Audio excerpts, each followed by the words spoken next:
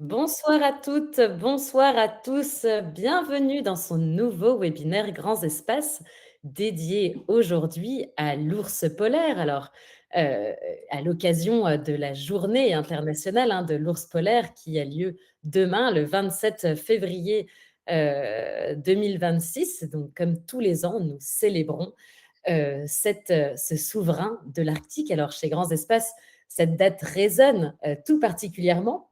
L'ours polaire n'est pas seulement l'animal le plus emblématique de l'Arctique, il est aussi l'un des plus fascinants, des plus complexes, et il fait réellement partie de notre ADN. Vous l'avez vu, notre logo est à son effigie.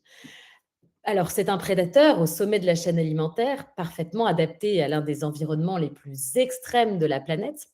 Il incarne à la fois la puissance de ce monde polaire, mais aussi sa profonde fragilité.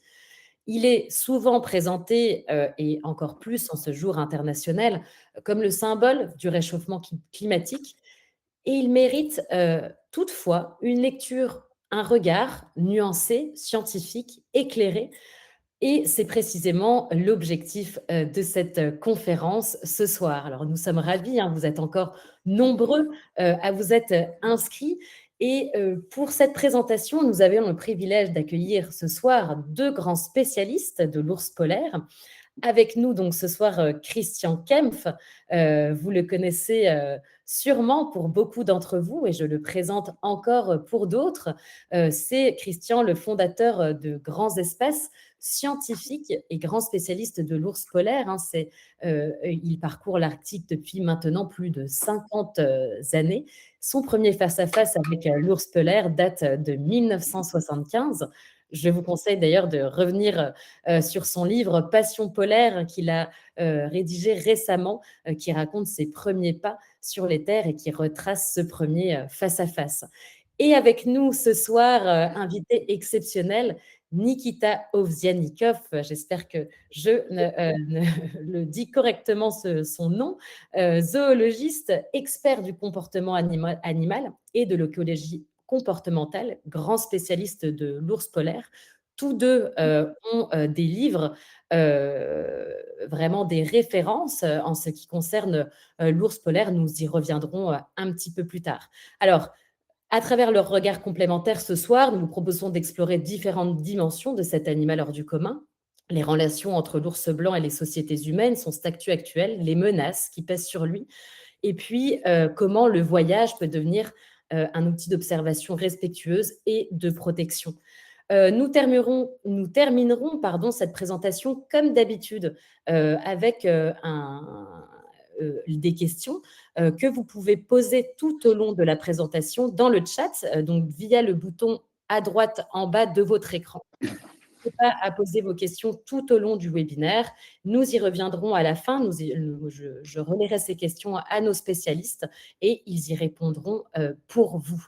Je vous précise donc que la présentation sera en grande partie en anglais, en tout cas la partie de Nikita, et qui sera traduite simultanément donc par Christian Kempf pour que vous puissiez tous comprendre. Vous avez également un bouton sous-titres en bas de votre écran. Nous préférons une traduction simultanée en plus, que les sous-titres sont parfois un petit peu erronés. Voilà, donc ici pour que vous compreniez tous cette présentation. Et sans plus attendre, puisque je vois que vous êtes déjà nombreux connectés, eh bien nous allons commencer cette présentation avec Christian. Je vous laisse la parole. Merci beaucoup, Laureline, pour cette introduction. Et ce soir, je ne vais pas être très long, d'abord parce qu'on aura l'occasion de parler de nouveau, mais surtout parce qu'on a un invité exceptionnel. Nikita Ovsianikov est l'un des 3-4 grands spécialistes mondiaux de l'ours et il continue à aller sur le terrain pour l'ours. En ce qui me concerne, oui, il y a 20 ans, j'étais bon sur l'ours. Il faisait partie de ce qu'on appelait à l'époque ma thèse d'État dans la synécologie des grands prédateurs du Grand Nord. Mais maintenant, et vous le savez, je parle, je gère des croisières et des voyages, dont le but, cependant, est entre autres d'essayer de voir ces ours blancs. Nikita Ovsianikov, lui, continue avec ses collègues canadiens, norvégiens, américains, à travailler sur l'ours, et donc nous l'écouterons. Je voudrais pour ma part simplement parler de ceux dont il ne parlera pas, c'est-à-dire les 3 ou 4 grandes étapes de la relation importante entre l'ours et l'homme. L'ours d'abord parce que l'ours blanc vient de l'ours des cavernes il y a 150 à 600 000 ans. Hein, spécialistes peuvent débattre, mais surtout parce que nous avons tous, au travers de nos aïeux et de nos aïeux de nos aïeux, une relation particulière avec cet animal avec qui nous battions, nous luttions pour avoir la grotte et puis pour avoir la souveraineté sur la forêt. Maintenant, venons-en quand même à l'ours. En 1276, c'est un écrivain arabe, Ibn Saïd, qui écrivait qu'à l'ouest de l'Europe, il est égyptien, à l'ouest de l'Europe, il y a des animaux avec une peau blanche, et cette peau blanche, une a été ramenée au sultan d'Égypte, et il a été accepté dans la cour du sultan.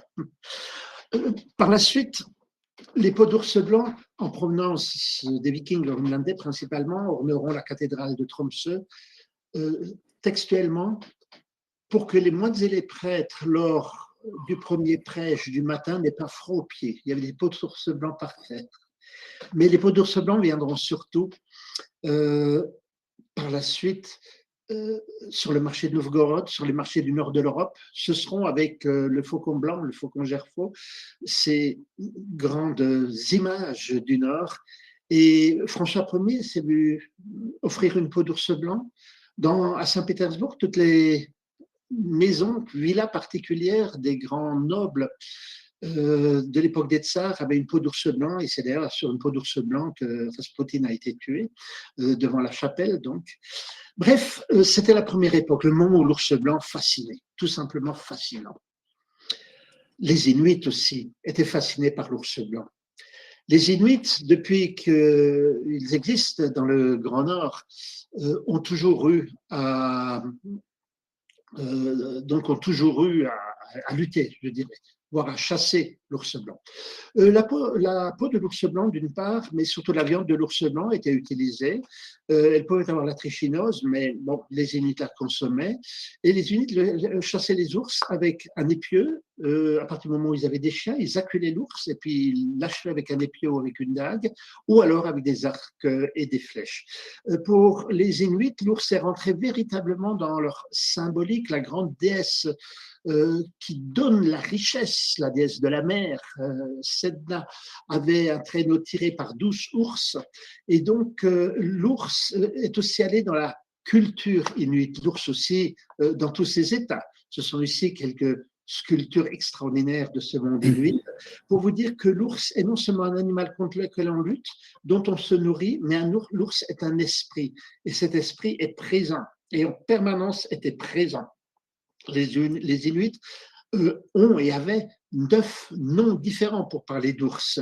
Une ours femelle, par exemple, s'appelait Arnak. Je prends un exemple qui est bien particulier en termes de vocabulaire, mais cet esprit était extrêmement présent parce que quand les Inuits, par exemple, tuaient un ours, ils respectaient une période de deuil pour l'ours. Ils lui donnaient à boire de l'eau douce, pensant que sur la banquise, il n'y avait que de l'eau salée.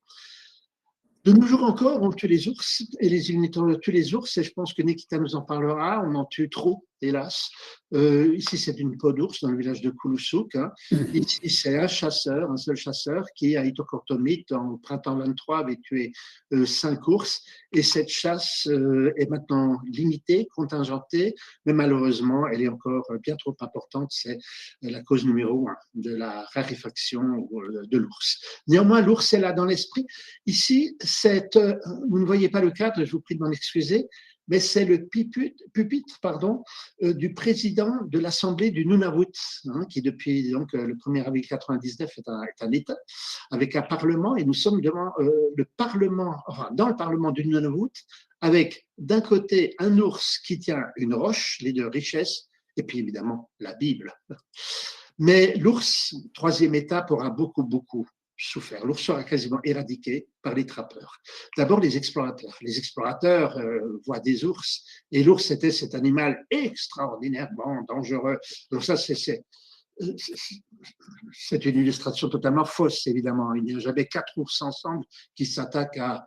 Il n'y a qu'à voir la forme des icebergs. Hein. Mais l'ours, c'était cet esprit, c'était plus qu'un simple animal, qu'un simple prédateur.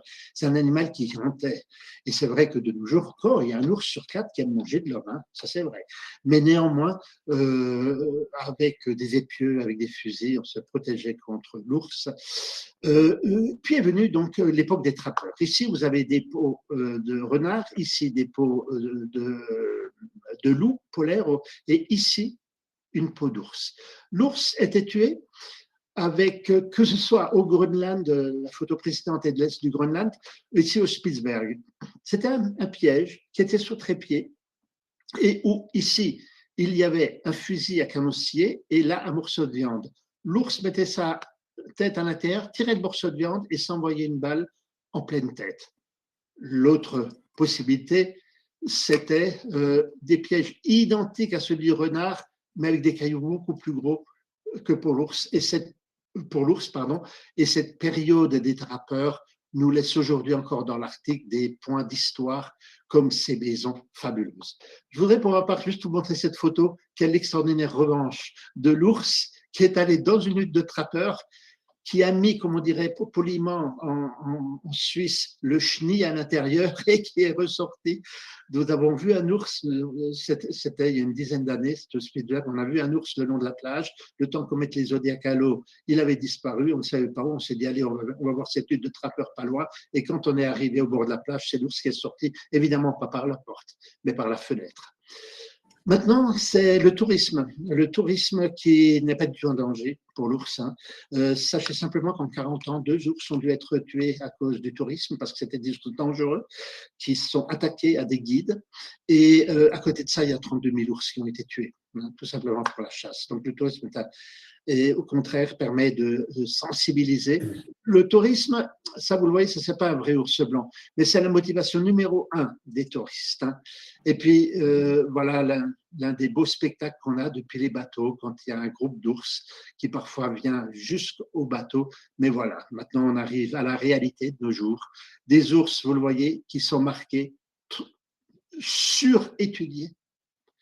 Il y a une centaine de personnes qui s'amusent à étudier les ours. Tout ça au milieu de plages qui sont polluées par le plastique. Et effectivement, chasse, pollution et réduction de la banquise sont les problèmes de l'ours. Mais ça, c'est Nikita qui va en parler. L'ours est dans une maison qui est en train de s'effriter et de tomber. Sa maison, c'est la banquise. Ok, d'accord, il peut aller vivre ailleurs. C'est ce qu'on ferait nous si notre maison s'effritait. Mais sa maison s'effrite.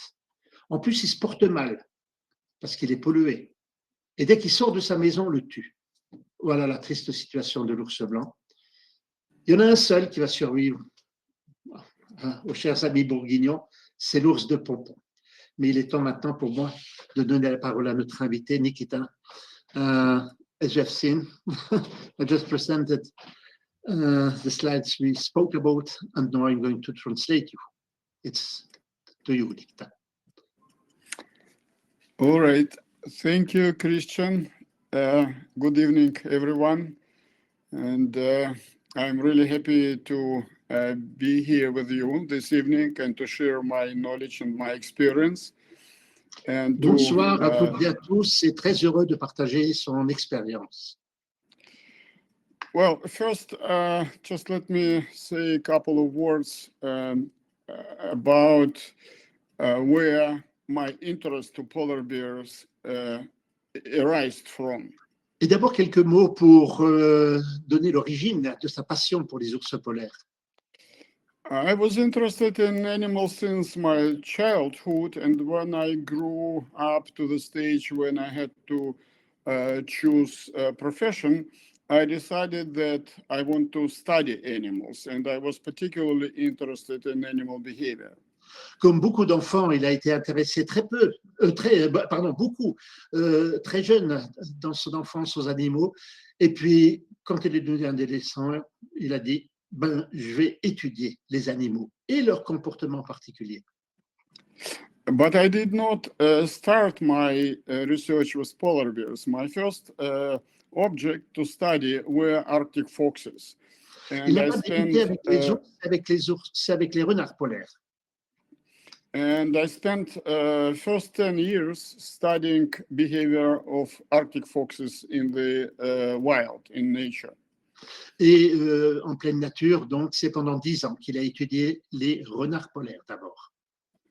And when I realized that I understand how they live, I changed my focus of interest on polar bears because polar bear was the larger predator, the largest predator in the Arctic, and I wanted to understand how this animal lives. Et puis évidemment, c'est tout à fait normal qu'il soit intéressé à l'ours polaire car c'est le plus grand prédateur de l'Arctique. Il fascine et il a fasciné Nikita Ovsianikov qui donc est devenu un chercheur spécialisé sur les ours. We're now living in the era of global climate change, which is marked as global warming. And this change for polar bears means that the world has changed. Quand on parle de changement climatique, qu'on appelle d'habitude le réchauffement climatique, l'environnement de l'ours change totalement et amène des nouvelles réalités. And global warming is causing new realities and new trials for polar bears. And that Et is des nouveaux défis pour l'ours. And that is because with the Arctic sea ice melting, they are losing their main living habitats. They are losing the environment where they live. L'environnement sur lequel les ours vivent, c'est la banquise, la glace de mer. Elle disparaît de plus en plus et cet environnement disparaît. Donc, il faut trouver de nouvelles voies. And in fact, sea ice is degrading with global warming more rapidly and more seriously than we can think if we just look at the ice cover, because the volume of the ice and the quality of the ice is degrading much stronger and much faster than the overall ice cover in the Arctic. Il faut savoir que la raréfaction de la banquise, la diminution de la banquise peut être non pas exponentielle, mais peut s'accélérer parce qu'il ne faut pas voir que la couverture en tant que telle de la glace, mais le volume de la glace. La glace se désépaissit également et le volume, vous le voyez avec le tableau, a diminué de quasiment 36% entre 1980 et jusqu'en 2017. And figures presented on this slide just illustrate the process. So during period from 1980 to 2017, in winter, maximum cover of the sea ice in the Arctic decreased by 11%. At the same time, the volume of this ice decreased in winter almost to 65%. Ça, c'est quelque chose d'important à se souvenir. Encore une fois, 35,8% de volume, hein, alors que la couverture n'a diminué que de 11% environ. Mais en été, le volume a, toujours dans cette période de 1980 à 2017, avait quasiment 72% et 37% de réduction de superficie et 72% de volume. C'est énorme. And in summer, when the sea ice in the Arctic is minimal, the volume decreased to 72%, whereas the ice cover, that is what we see by ice, decreased only about 37%. I already said it, Nikita. All right. So that's not just numbers. That means for polar bears that their living and hunting habitats are degrading. And it means that degradation is progressing faster than it could be expected. And opportunities, the most important for polar bears is that opportunities for them to recover after ice-free seasons is degrading also faster than it could be expected by us. Pour simplifier, tout va plus vite que prévu, ou tout ce qu'on pouvait penser. Parce que la dégradation de l'habitat dans lequel se trouve l'ours va plus vite, mais ce qui fait que vous avez également un effet d'emballement et les opportunités pour les ours de reprendre à ce moment-là des zones de glace stables se reculent également. Donc, il y a un emballement entre d'un côté la glace qui diminue et puis l'ours qui est obligé de s'adapter, mais à une glace qui en fait en temps est également couvre la mer de moins en moins longtemps. And for polar bears, it means, in straight words, the disaster, because they are losing their living space, their living and feeding them environment. Soyons clairs, c'est un désastre que la fonte de la banquise pour l'ours blanc. And to understand what is happening, we just have a brief look at the ice charts. We see that every year now, sea ice in summer is shrinking, and the edge of pack ice is receding to the pole, to the central Arctic basin. But the process goes gradually, and while the edge of the pack ice is already far to the north, beyond the edge of continental shelf, there are still vast fields of drifting ice remaining in the zone of continental shelf, and they are divided from the main pack. Comme vous le voyez sur cette carte, il y a une zone de glace, je dirais, continue autour du pôle Nord et principalement vers le Canada, vers la mer de Beaufort. Mais il y a également beaucoup de zones de glace fractionnées. Et ces zones de glace fractionnées sont de plus en plus nombreuses et s'étendent de plus en plus. And the polar bears prefer to stay in the zone of continental shelf because it is more productive zone. So they are sticking with these separated fields of ice. The majority of polar bears is sticking with the separated fields of the ice, which are hanging still in the zone of continental shelf. L'ours préfère être sur de la glace stable, mais il est en limite de cette glace stable et de la glace disloquée. Je dirais, c'est un habitat privilégié pour lui. And when this ice finally disappears, they have no other choice but to go on land. And that is what we're observing. With the sea ice disappearance, polar bears are moving into the coastal ecosystems. Et quand la glace de mer, la banquise, recule de trop, les ours, certains ours, peuvent décider de rester ou de revenir sur le continent, sur la terre ferme. Pardon.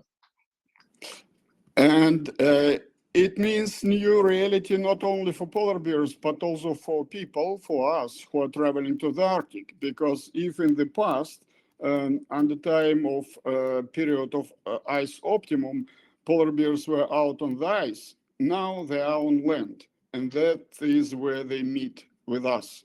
Cela a des conséquences, non seulement pour l'ours, mais également pour l'homme, car autrefois, quand il y avait beaucoup de banquise, l'ours était sur la banquise, maintenant, il y en a de plus en plus à terre. And just to understand what it means, this is not for a few years. It's not likely for tens of years. This is for indefinitely long time now. This trend will continue, and that is a new reality with which we have to live and with which polar bears have to deal somehow. Il y a maintenant de manière claire une nouvelle réalité. Évidemment, il y a des ours sur la banquise, il y en aura toujours, mais le changement du climat fait en sorte que les ours soient maintenant obligés d'être à terre et cette réalité va durer. C'est véritablement quelque chose qui s'inscrit vers l'avenir. And the main question here is, how can polar bears survive the current global warming, and can they survive at all? Alors, les ours, peuvent-ils survivre à ce changement d'habitat, au réchauffement du climat? Peuvent-ils survivre, en fait? And we cannot answer this question other way, but just through studying their behavior, because behavior for all animals, including us, by the way, is the only instrument we have to, all animals have to interact with their environment. La vérité n'est pas mathématique, c'est l'observation sur le terrain, l'observation du comportement sur le terrain, et c'est seulement cette observation qui va nous donner des réponses. And to understand how animals live, what is their adaptive potential, we have to study behavior, and we have to carry on behavioral studies in the wild, in the natural environment. On est obligé de voir quel est le potentiel d'adaptation par rapport aux facteurs naturels qui changent. Nobody can answer this question doing some kind of sampling science, so-called, which is invasive science. So you cannot answer this question chasing polar bears with helicopters, putting colors on them, taking samples. You can answer this question only when you understand how they live. Ce que Nikita dit ici est extrêmement important. Il y a des dizaines de chercheurs qui, en hélicoptère, avec des pots de peinture, pour schématiser, mettre des numéros sur les ours, etc., pour essayer d'avoir des statistiques. Ce n'est pas ça le problème de l'ours. Non, le problème de l'ours, c'est du comportement. Il faut savoir comment il arrive et ce potentiel de changement de comportement est là et est important pour qu'il puisse survivre. So this new era for polar bears, this change of their world, opens the window for us to see them, to observe them, and to learn about how they live. It was not possible before they were pushed on land. C'est véritablement une nouvelle ère de la recherche en éthologie, de la recherche comportementale de terrain qui est ainsi ouverte avec les ours blancs.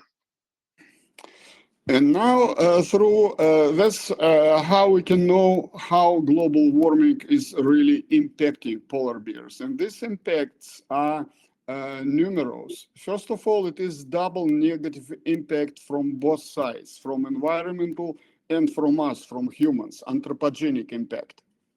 Donc, quels sont les impacts du réchauffement climatique dans l'Arctique avec l'ours blanc? Il est doublement négatif, environnemental, évidemment, la banquise d'espérer, et anthropogénique, c'est-à-dire humain, c'est-à-dire plus de rencontres, et plus avec l'ours. These impacts result in degradation of polar bear populations, and that is also what we can see, because fewer polar bears are seen in the key sea ice habitats. Even on the ice, even people who work in the ice on ships can see that fewer polar bear sightings are happening now. Il est clair, grâce aux bateaux qui sont régulièrement dans la banquise et aux statistiques cette fois-ci d'observation, qu'il y a moins d'ours blancs sur la banquise compacte que, on va dire ailleurs, banquise disloquée ou la terre ferme. We also see seasonal change of habitats. Polar bears now are concentrating in coastal and land habitats when they are losing ice. Ce qui amène, comme vous le voyez, le point numéro 3 sur son image, le changement saisonnier des habitats. Les ours se concentrent en bord de côte et dans les habitats côtiers. And we are observing highly increasing encounters with humans. And that is a problem for polar bears more than for humans. Et de plus en plus de rencontres avec l'homme, donc problème. And so, just to understand the trend, you have to analyze the long row of data. You have to carry on observations through the long period of years to detect the trend. Pour voir véritablement une tendance, il faut regarder les statistiques sur plusieurs années d'une part, et puis sur la tendance dans chaque année. Mark recapture methods which are used by official science, which is to answer the question how many polar bears are in the Arctic, does not give this answer because they are sampling science. And what we're observing now, that is what I was doing through my research, that number of bears in the key habitats where they survive ice-free seasons is decreasing, and it means the population is declining. On utilise parfois en science des méthodes de capture-recapture avec les ours ou de suivi d'ours à numéro, mais comme lui-même l'a fait, en suivant une population milieu par milieu et en suivant son évolution et ses habitudes dans les divers milieux, qu'on arrive véritablement à bien voir les tendances. We also see that number of females with cubs of the year is decreasing, and it means that breeding capacity of population is declining. Dans ce cadre-là, sur les études qu'il a faites, clairement, on voit que le nombre de femelles suitées, accompagnées de jeunes, décroît. Ça veut dire que la capacité de reproduction baisse. Number of cubs of the year is decreasing too, and that means biologically, that means that capacity for population recovery is declining too. Vous savez peut-être qu'il y a globalement qu'un ours sur une portée de 2 ou 2,1 qui survit de nos jours, et cela fait aussi que le potentiel de régénération de la population décroît. But most disturbing is the finding that proportion of breeding females with cubs of the year is decreasing, and it means that breeding and recruitment capacity of the population is declining more rapidly than total number of polar bears. Chose la plus grave certainement, c'est que le nombre de femelles suitées, donc avec des jeunes, décroît, ce qui fait que la capacité de reprise de la population décroît, et cela plus vite que le nombre total d'ours. C'est comme s'il y avait ainsi, à l'avenir, de manière claire, une tendance des populations à devenir moins fortes. And the data I'm presenting to now is for the population, for the core part of the population, Chukchi-Alaskan population, which is thought to be the most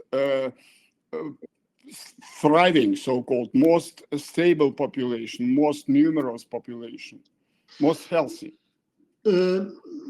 Parmi la vingtaine de populations d'ours du monde, il y a une population sur l'est de la Russie, sur l'île Wrangel, qui se trouve au nord-ouest du détroit de Bering. Et les chiffres qu'il a présentés, c'est une population qui est considérée comme véritablement stable, et c'est sur cette population qu'il a travaillé. So when we are focusing not on samples, but on the processes which are going on inside populations, we see that currently polar bear is going through the first stage of extinction process. Quand on regarde objectivement le process, on se rend compte que l'ours blanc a atteint le premier stade du processus d'extinction d'espèces. And this process, this stage, is characterized by degradation of main living habitats, and that is what we're observing and what is progressing very fast.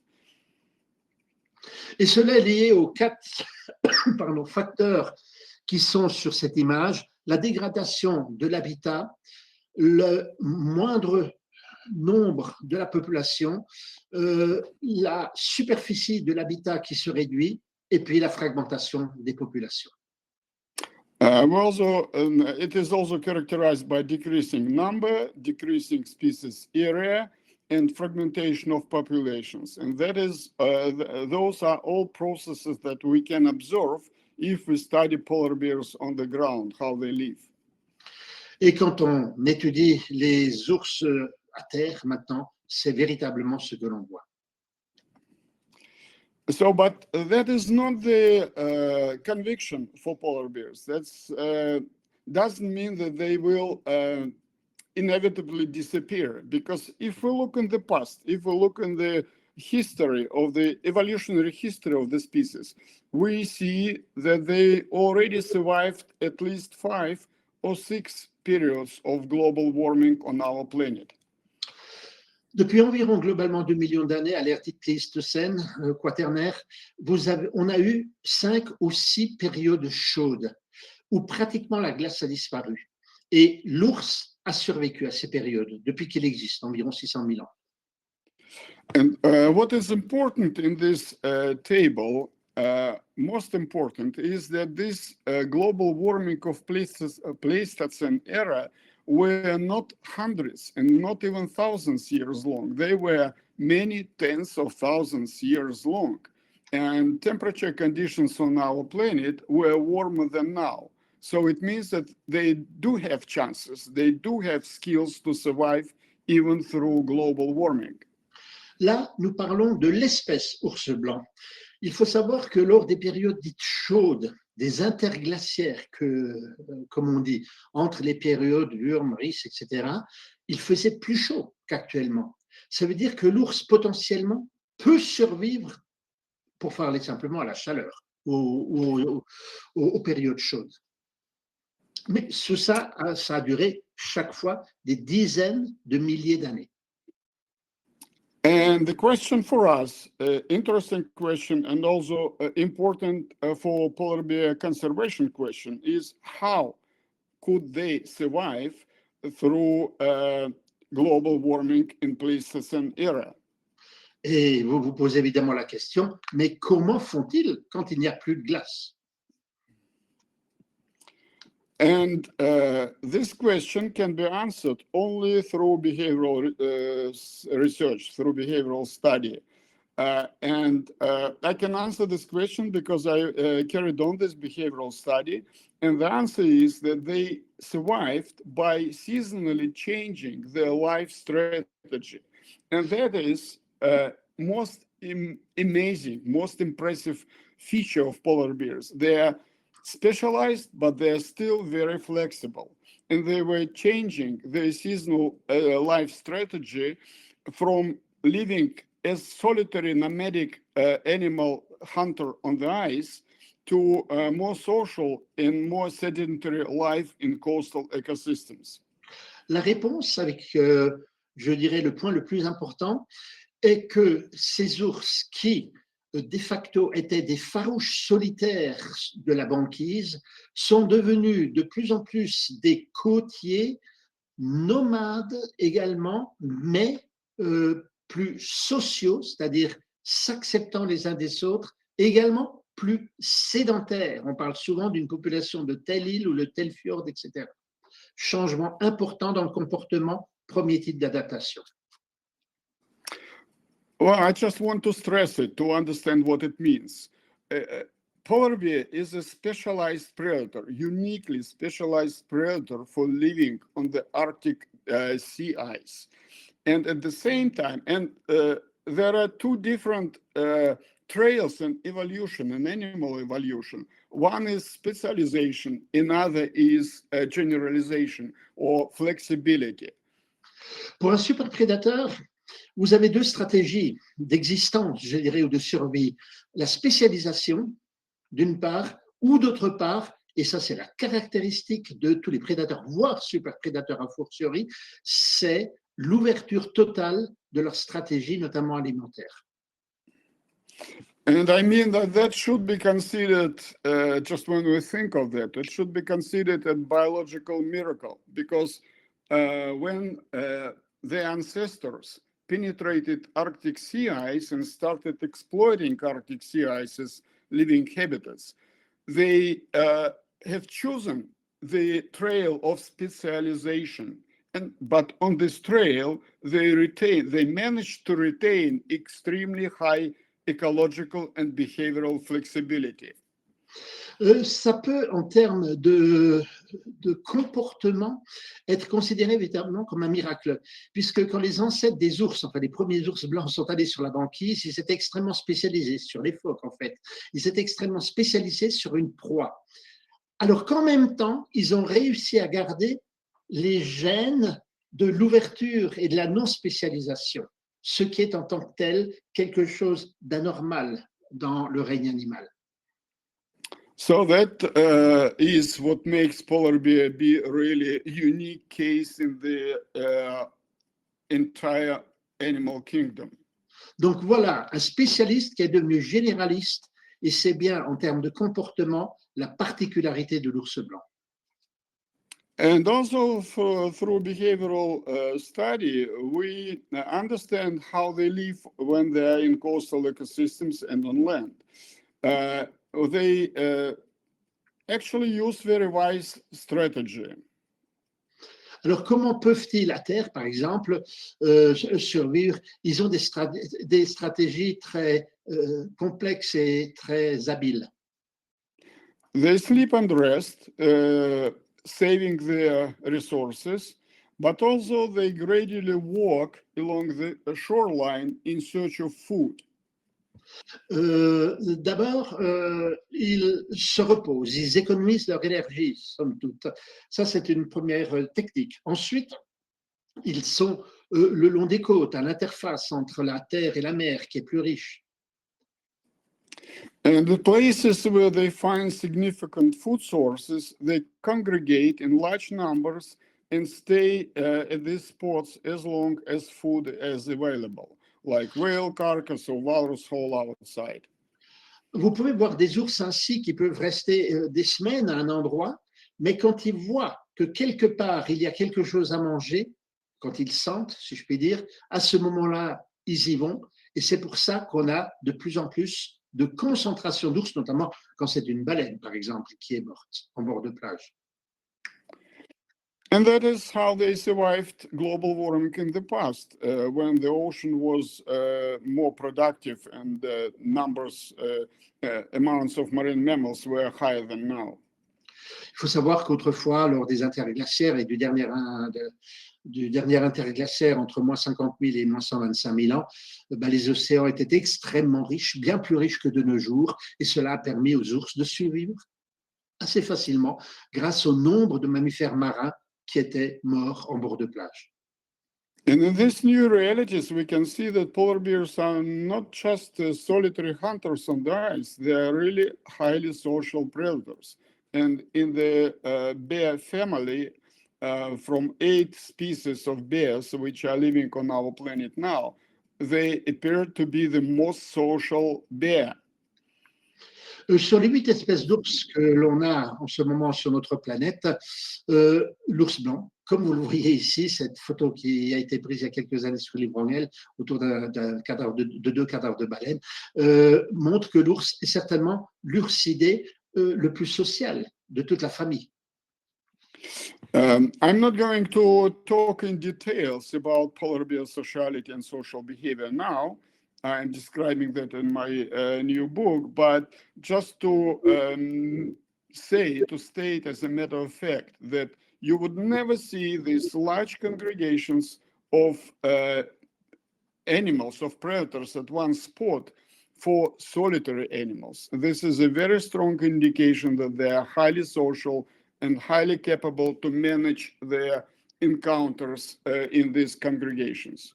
Cette image, à nouveau, montre à quel point l'ours est capable d'évoluer et d'être d'un farouche individualiste, je dirais, de la banquise, à être véritablement un animal social et un animal qui peut se grégariser autour de nourriture, d'opportunités, et ici en bord de plage.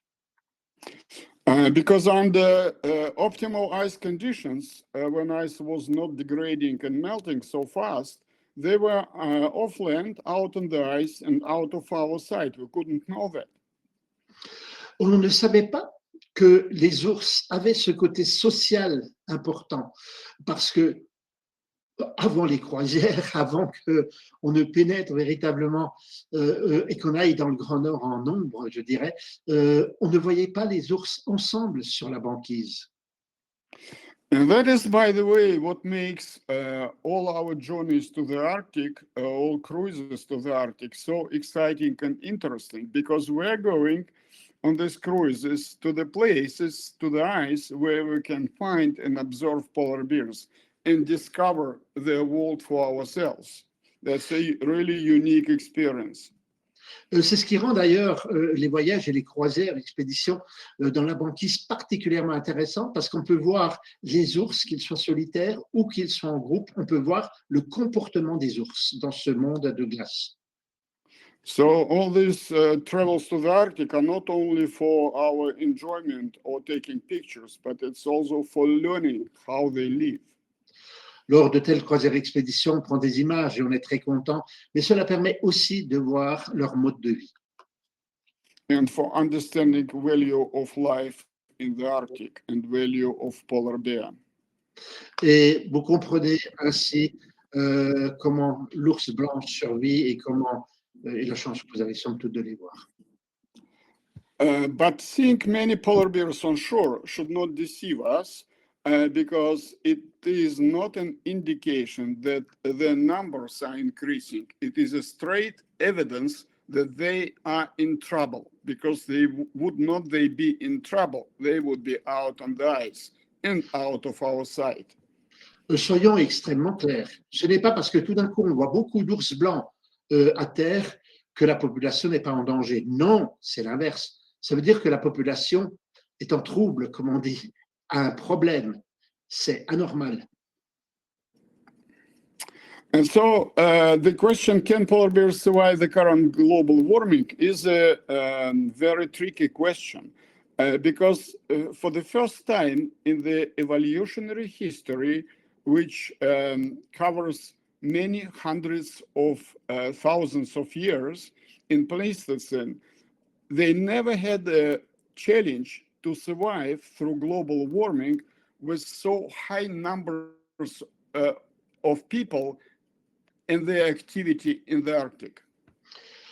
L'ours blanc a dû affronter, on l'a dit à 5-6 reprises, des changements climatiques bien plus importants, mais jamais dans un monde où il y avait autant d'hommes. Ça, c'est quelque chose de neuf. And when they are on land, they walk along the shore in search of in search of food, and shoreline, coastline is in the Arctic is ecologically very active zone. But while searching food in this zone, they inevitably come now to human infrastructure and meet us and our infrastructure. La rencontre entre la Terre et la mer en Icotone est une région où il y a une grande diversité, un grand intérêt, mais également sur le plan logistique, c'est là que les hommes viennent. Donc il y a à la fois l'ours qui est là, parce qu'il peut avoir les richesses de la terre et de la mer, et d'un autre côté, l'homme est là. Donc c'est là qu'il y a le maximum de rencontres entre l'ours et l'homme.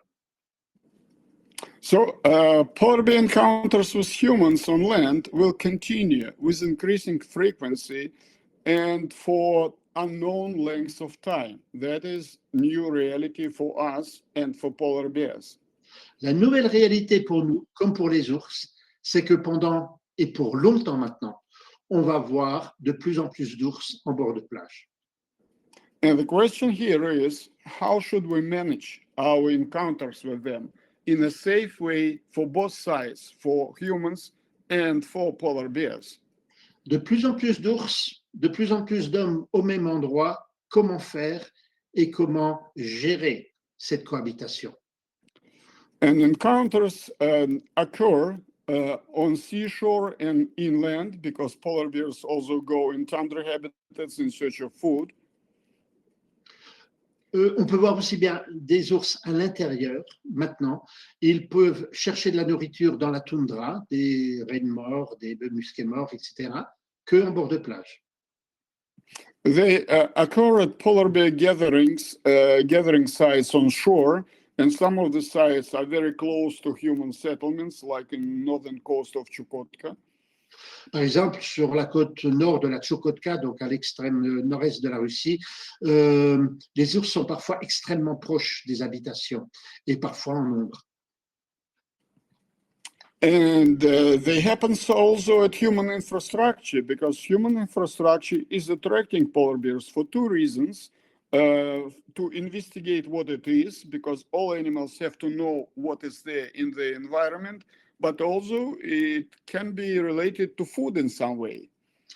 Les installations humaines attirent l'ours blanc pour deux raisons. D'abord parce que l'ours est un super prédateur qui s'intéresse à tout ce qui est nouveau, il vient voir, et aussi parce que de temps en temps ça sent bon et il a envie de manger. So what should we do? And the question, how can polar bears survive the current global warming? The answer is yes, biologically they can. And they already had this experience in their evolutionary history, but only if they are protected from direct extermination by humans. C'est une image extrêmement importante et le texte l'est tout autant, si ce n'est plus. Est-ce que les ours peuvent survivre au réchauffement climatique? La réponse est biologiquement oui, ils en sont capables, mais uniquement s'ils sont protégés de l'extermination directe par l'homme. And that is also what makes the case of polar bears unique in the entire history of animal conservation on our planet. While animal species is badly endangered, seriously endangered by losing its living habitats, they are still impacted from human side, and many of them are still killed every year. C'est ce qui fait que l'ours a cette situation particulière, puisque la plupart du temps, quand des animaux voient leur milieu disparaître, ben, ils disparaissent avec le milieu, alors que l'ours, lui, a une possibilité d'adaptation. Due to these behavioral studies on land, we now do understand what we have to do for ensuring polar bear survival. Pour assurer la survie des ours blancs, on sait exactement ce qu'il faut faire. And on this slide, I show just a brief list of measures. And first of all, polar bears should be completely protected from any physical extermination, because physical extermination, killing by humans, is always much exceeding natural mortality. Extrêmement important à savoir et à comprendre, et que peu de gens savent, c'est que de nos jours, l'extermination physique des ours par la chasse, des locaux et d'autres, atteint un niveau supérieur au renouvellement des populations. Donc, bannissement total de la chasse, première mesure. And while struggling for survival, polar bears should also be protected from all sorts of disturbances and harassment. The habitats should be protected from destruction. The food resources should be conserved. And there should be a reduction of pollution in the Arctic, because pollution of the Arctic by contaminants is also badly impacting the species. Il y a la dernière raison sur laquelle on va revenir, mais raison numéro 2, il faut ne pas déranger et ne pas harasser les ours. Troisièmement, protéger au maximum les habitats de leur destruction, y compris les milieux côtiers. Ensuite, faire attention à ce que ces milieux marins, terrestres et côtiers puissent garder leur capacité en disponibilité de nourriture, et puis réduire le plus possible la pollution de l'Arctique, pas en Arctique, car la pollution, il n'y en a pas beaucoup en Arctique, mais de l'Arctique, puisque la pollution, certains d'entre vous le savent, vient de nos régions et est amenée dans ces régions du Grand Nord. Je parle là de métaux lourds, de micropolluants, de radioéléments, et ces régions nordiques sont malheureusement très polluées. Et ensuite, Nikita Ovsianikov va nous parler du point numéro 6 en gras. This should be considered a reason for optimism, because from behavioral studies, we do know now what we have to do to protect polar bears from extinction, to ensure their survival. Nous savons maintenant véritablement ce qu'il faut faire pour protéger l'ours blanc et lui assurer sa survie. But the measures I mentioned are not the only ones, because the other measure is effective non-lethal technology for polar bear human encounters prevention and management. Et donc, le point numéro 6 est important, c'est la technologie ou la relation homme-ours qui doit être non létale. En clair, quand on voit un ours, on ne doit pas se dire on a besoin de tuer au pire, mais non, il faut s'adapter à son comportement. But before I focus on this non-lethal safety technology, I have to explain what is going with polar bear numbers. When polar bears are surviving global warming, they concentrate on land, but they also concentrate in the remaining pack ice in the Central Arctic Basin. Avec le réchauffement du climat, les ours se concentrent d'un côté, évidemment, sur la Terre, nous l'avons vu, c'est une nouvelle tendance, mais d'un autre côté également dans le bassin central de l'Arctique. And the main remaining ice refuge for polar bears to survive global warming is in North American sector of the Arctic, in Canadian sector of the Arctic. Et c'est dans l'Arctique canadien, dans l'archipel nord-canadien, que se trouve 60% de la population d'ours. Et c'est là que la glace est la plus régulière et qu'elle est la plus rémanente. So when polar bears are hunted in this, in their survival, key survival refuge, the best survival stock of the population is eliminated. Cette partie est extrêmement importante, car si les ours, dans cette partie tout à fait particulière de l'archipel nord-canadien, sont tués, cela peut affecter gravement toute la population mondiale. I'm not going in details, but I have to mention 3 books which are shown here, which are analyzing this problem in details, and recently released documentary Trade Secret.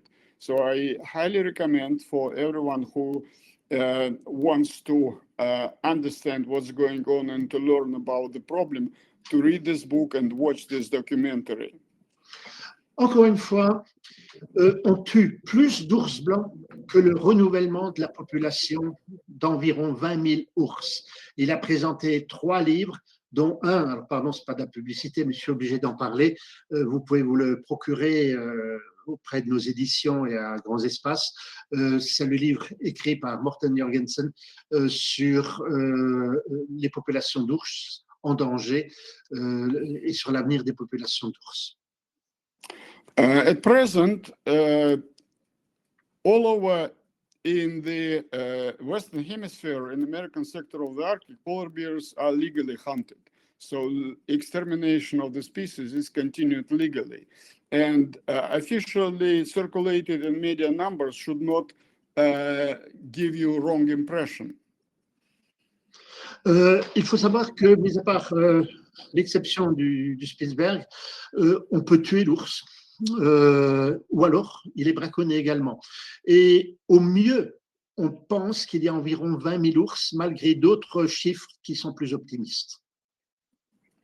The official estimate given in 2019 was 26,000, which is not real.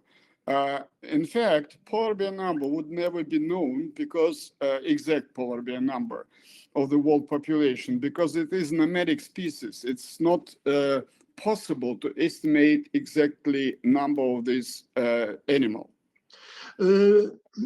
Plusieurs groupes de scientifiques en 2019 ont donné une estimation d'environ 26 000 ours dans le monde, mais on ne peut pas le savoir. L'ours, c'est avant tout un grand nomade et on n'arrive pas à avoir une idée précise de la population d'ours. So all given estimates are indirect and they're based on some kind of calculations. Toutes les estimations de population d'ours, ce sont des estimations qui ont été faites et des approximations. Vous en voyez quelques-unes en 1996, entre 21 470 et 28 370. Mon Dieu, que c'est précis. So for many years before 2019, the number was routinely repeated as 20 to 25,000 or 21 to 25. Then in 2019, it was increased to 26. Vous le voyez, les populations d'ours, on estimait toujours qu'elles étaient entre 20 et 25 000. Et puis ensuite, on a estimé que la population en 2019 arrivait à environ 26 000 ours dans le monde. And at the bottom of the slide, I'm not going to speak long about that, but at the bottom of the slide, I'm just presenting the sample, how these numbers are raised and overestimated.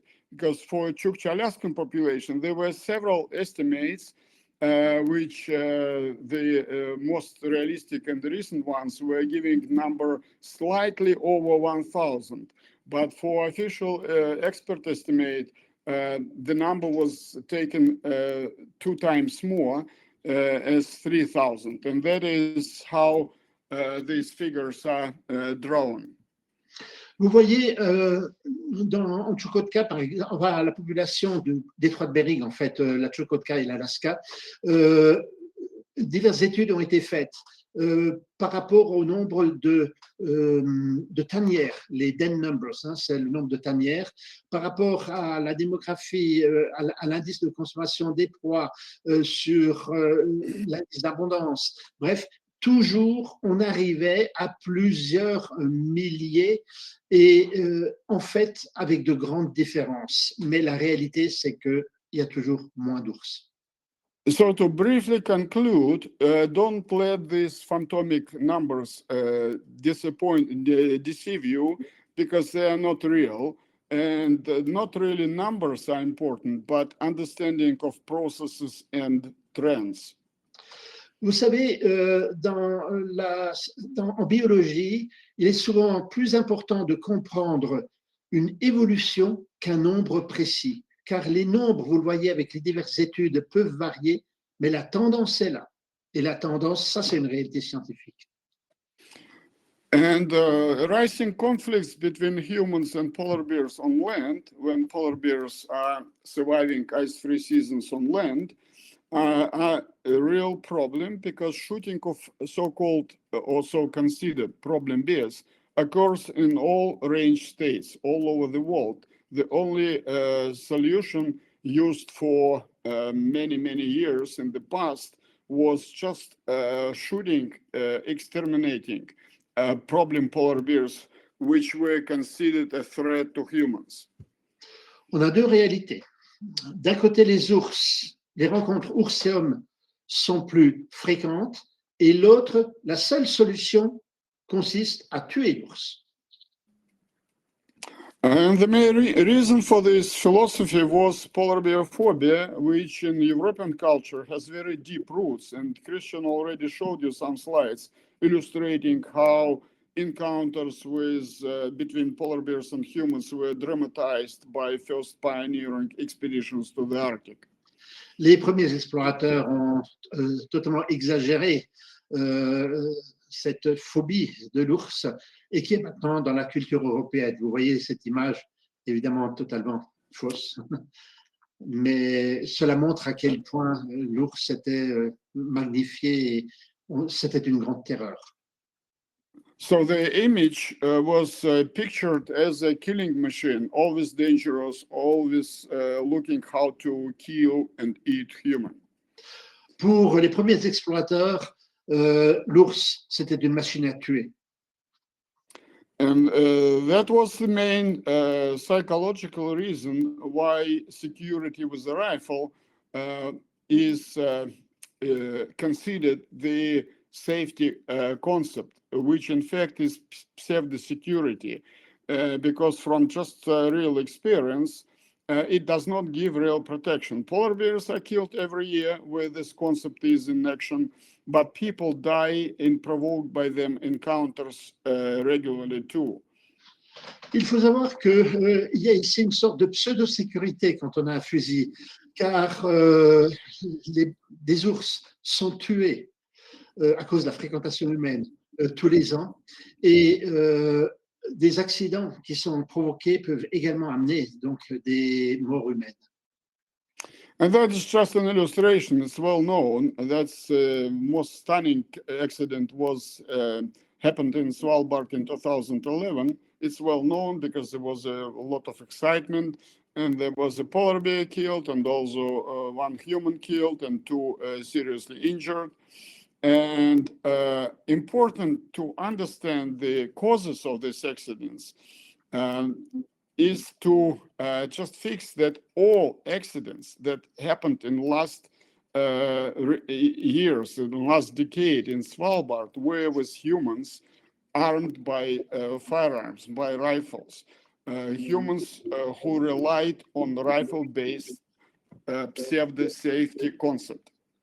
Il faut savoir que l'ensemble des accidents avec des ours tués ou des gens blessés l'ont toujours été au Spitzberg, en prenant l'exemple du Svalbard, du Spitzberg, avec des gens armés, parce qu'ils avaient ce faux concept, comme il dit, entre guillemets, de sécurité grâce à leurs fusils.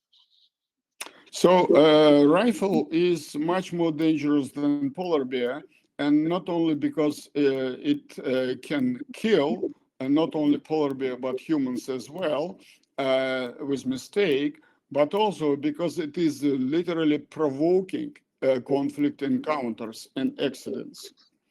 Le fusil est dangereux, non seulement parce qu'il peut tuer des humains et des ours, mais également parce qu'il donne une fausse sécurité et que donc amenant à des situations potentiellement dangereuses. But there is alternative solution, and this alternative solution is non-lethal polar bear safety technology. Mais il propose une autre solution alternative, non mortelle, non létale. This technology I had to develop for my personal reasons, for my personal safety, when I decided to live just among polar bears and be mixing with them on the ground. Il a dû développer et expérimenter ces technologies quand ses études l'ont amené à vivre avec les ours. But then I realized that I should study polar bear behavior, especially in encounters with humans, first of all with me, but then with other people as well. And I developed that as a system of rules and procedures. Et c'est évident qu'il s'est rendu d'avant tout compte qu'il fallait minimiser le risque de rencontre avec les ours blancs. That's why it is now a technology, and it has three major functions. Et il y a donc trois grandes fonctions qu'on va développer. Prevent, the first function is prevent risk encounters. The second is prevent escalation of encounter into conflict if encounter occurs. Deux premières, c'est, comme déjà dit, d'essayer de minimiser le risque de rencontre. Ensuite, si la rencontre est potentiellement conflictuelle, faire en sorte que cela ne puisse pas arriver. And the third function is to stop aggressive attack if it ever happens, if it comes to that hot stage, without lethal consequences for both humans and polar bears. Et enfin, si véritablement, venant de la part de l'ours, il y a une agressivité, stopper cette agressivité pour qu'il n'y ait pas de suite létale pour l'homme ou pour l'ours. Through behavioral study on the ground, I could learn that polar bears are not killing machines, but they're very cautious and very sensitive animals, predators, but very sensitive to any threat that they may consider as threat to their life. De ces décennies d'observation comportementale des ours, il y a une conclusion qui est claire et qui est double. C'est que premièrement, les ours sont des animaux, comme tous les prédateurs, superprédateurs, très curieux, mais d'un autre côté, ils font attention à tout. C'est-à-dire que dès qu'il y a quelque chose qui n'est pas normal, ils ont peur. They may and can be dangerous, but if humans provoke them to be dangerous. Ils peuvent être dangereux, et ça c'est quand l'homme les rend dangereux. So that's the essence of this non-lethal safety technology, how to manage encounters with polar bears, between polar bears and humans, behaviorally, but by only behavioral means. And even when polar bears come to look in your window, with the non-lethal technology, this very easy manageable situation. Nikita Ovsianikov est indiscutablement le spécialiste mondial de ces technologies. Et même quand un ours regarde au travers d'une vitre, il peut y avoir des attitudes et des regards qui peuvent faire en sorte que l'ours ne soit pas dangereux. We should not consider ourselves as the species being at war with polar bears. We're going to the Arctic to see polar bears, but not to harm or kill them. Nous allons tous dans l'Arctique pour voir des ours polaires, pas pour les tuer ou pour les embêter. And the only right philosophy for us as for civilized humans is that if we cannot visit and enjoy the Arctic without harming and jeopardizing polar bears, without killing them, we shouldn't be there. If we cannot ensure our safety without killing a polar bear, we shouldn't go to the Arctic. Il y a une philosophie à avoir. On peut aller en Arctique, mais à condition de ne pas avoir à tuer des ours et également sans déranger leur comportement. Because they do not have other country, other land where they can live. Parce que tout simplement, nous, on peut retourner ou rester chez nous, les ours, mais ils n'ont qu'un seul endroit où vivre, c'est le Grand Nord. And that's actually a criteria for us to consider ourselves, our species, as civilized humans. Et cela était extrêmement important et on va voir maintenant quelles sont les possibilités de rencontre entre l'ours et l'homme. This my talk is not a training course on the non-lethal safety technology for polar bears. It's just to give you impression and understanding that it does exist and what it is about. Là aussi, il est obligé, comme pour les livres tout à l'heure, de faire un résumé. Nikita Ovsianikov donne des cours aux guides sur ces technologies non létales. Il les donne partout dans le monde et il a écrit un livre, il est en train d'écrire un manuel et il ne peut pas, il n'a pas le temps là maintenant rapidement de tout détailler. Mais sachez que cela existe et il est prêt à les partager évidemment. And so the essence is that non-lethal safety technology is the system of rules and procedures to make behavioral impact on polar bears to manage encounter combined with use of only non-lethal deterrence. Il est clair que ces attitudes et cette formation sont très importantes pour arriver à une coexistence entre ours et hommes qui puissent être non létales.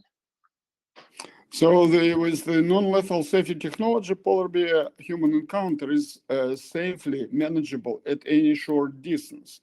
And instead of provoking encounter by manipulating with rifle and demonstrating uncertainty, that's the way how to manage. Vous voyez que l'image n'est pas trafiquée, elle est réelle, que même à très courte distance, l'ours peut être maintenu à quelques mètres. Non-lethal polar bear safety technology is also critically essential instrument for polar bear conservation because it is the instrument to manage conflicts without exterminating polar bears. Cette technologie est également extrêmement importante car c'est le moyen de ne pas tuer plus d'ours et de contribuer donc à leur conservation. And now this technology is a training course which I teach people already for 3 decades, because I first started to teach field staff of Wrangell Island State Nature Reserve, but now we also do that with Expedition Guide Academy. And it is published as a book in English, available in English. And the book was written and designed as a field manual to implement this non-lethal polar bear safety technology. Donc maintenant, après des années d'études, et Nikita Ovsianikov est venu en France pour parler à nos équipes de guides déjà avant le Covid. Et maintenant, c'est un manuel, un livre qui ont paru et qui doivent être dans les mains de tous les guides pour savoir comment, en fait, de ne pas tuer des ours et comment coexister dans leur milieu.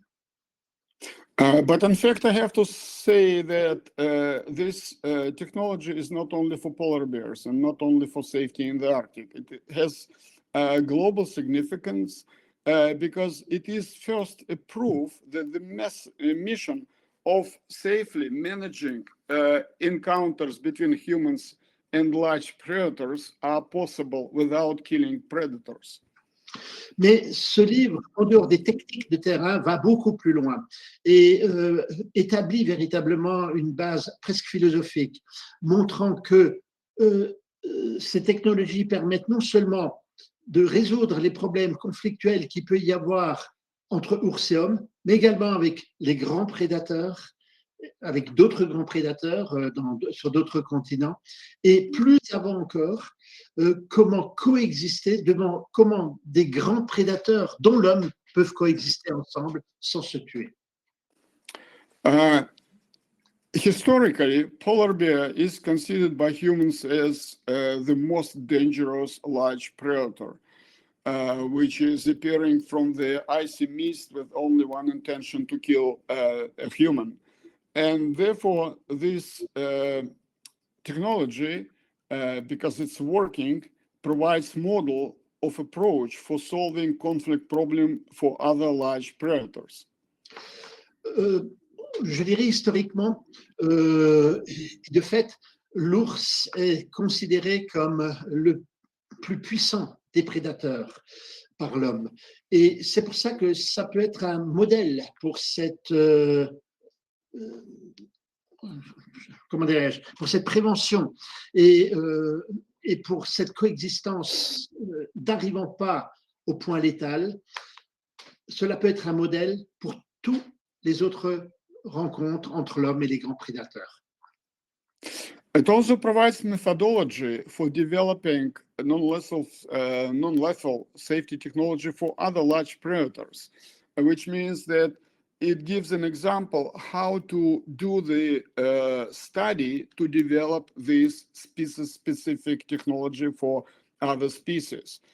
Because it's understood that for any species, this non-lethal technology should be species-specific. They are all different. They have different behavioral features. Cette technologie, comme il dit, ces méthodes que j'appelle des méthodes, sont valables pour les ours, mais dans son livre, dans son manuel, il parle de ces méthodes qui peuvent s'appliquer de facto également à tous les autres grands prédateurs.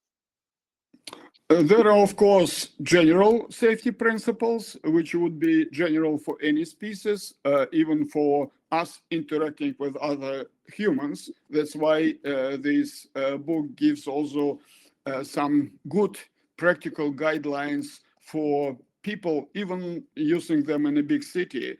But also there should be species-specific part, which is to be developed through the behavioral research on the ground. That's why it gives the methodology, how to do that. Évidemment, la rencontre avec des gens, des animaux dangereux peuvent se passer même en ville. Mais dans ce livre, vous verrez comment véritablement se comporter par rapport à des dangers potentiels et pas seulement en Arctique. And so it also presents the philosophy of our ethical coexistence with all species of large predators. And that is a big problem because we, by our expansion on the planet and our activity, we're destroying natural ecosystems and we're creating new ecological niche which one way or another will be explored and used by other large predators. And it means that with our expansion, conflicts with large predators will be arising and will be progressing on the planet. And without new philosophy, change of philosophy from extermination to ethical, peaceful coexistence, we will not have them on the planet. L'homme et les populations humaines dans le monde sont en train de se développer et de grignoter au fur et à mesure les habitats naturels les plus larges et sauvages. Et par ces technologies, par cette philosophie, cela permet, même dans des endroits qui commencent à être humanisés et où les grands prédateurs sont encore présents, de faire en sorte que l'on puisse vivre avec ces grands prédateurs dont voilà quelques images. I spent last years studying not only my focus animals and working with my materials, but also studying, learning what is the situation with other species of large predators. And the problem of growing conflicts, rising conflicts between large predators and humans is on rise for all species and on all continents, for both endangered species of large predators and for still common species of large predators. So we have, if we seriously consider animal conservation on the planet, we have to work on this problem. La coexistence entre l'homme et les animaux, et en particulier les grands prédateurs au sommet de la chaîne alimentaire, se pose véritablement sur tous les continents. Et si on a envie véritablement de protéger la nature, il faut savoir comment se comporter et quels sont nos codes de comportement qu'il faut avoir par rapport aux grands prédateurs. And at the end, I wanted to attract your attention to these books, two written by Morten Jorgensen and one by Ole Leoden, where the problem of polar bear conservation is discussed, exposed with all truth. And that is the set of unique books, because nowhere else you would find the detailed disclosure of what is the polar bear situation, what is going on our planet. And also lately released the documentary Trade Secret, which is now shown on world screen, documentary screens, which is disclosing the commercial use of polar bears during times when they are endangered. Vous voyez ici le titre notamment de livres, dont deux livres de Morten Jorgensen. Le livre du bas a été traduit en français, j'ai eu le plaisir d'en faire la préface, et cela montre clairement l'avenir de l'ours blanc, notamment par rapport à la chasse et les trade secrets, c'est-à-dire les choses cachées sur le trafic des peaux et des éléments corporels de l'ours blanc. Just to wrap up my talk, I want to say that right now I'm in the process of writing my new book, which is titled Unknown Life of the Ice Predator. And that is where I'm describing my discovery of the polar bear.